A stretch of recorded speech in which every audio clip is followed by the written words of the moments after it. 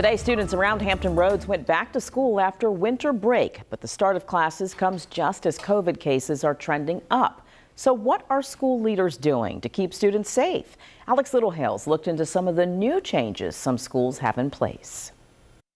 Starting Monday, at least 2 school divisions have already changed what to do if you test positive or have been exposed to COVID-19. So my oldest daughter's been vaccinated since July. She turned 12 in July. We got her vaccinated right away. The Centers for Disease Control lowered its recommended quarantine and isolation times by half last week, cutting a 10-day isolation period to 5 in the event you test positive. The CDC similarly shortened its recommended quarantine time from 10 days to 5 for COVID exposures. This weekend, the superintendent of the Chesapeake and Newport-News school divisions told parents these changes are now officially in effect. They told parents anyone who tests positive must isolate for 5 days.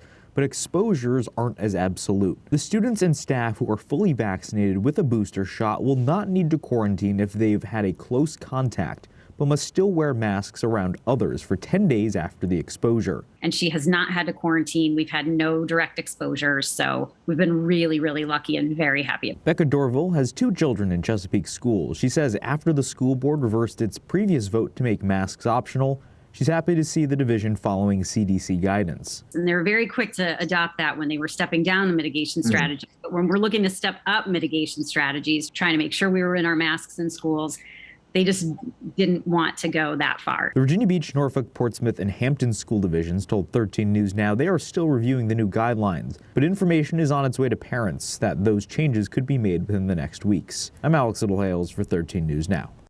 13 News Now has not heard back from Suffolk Public Schools at this time.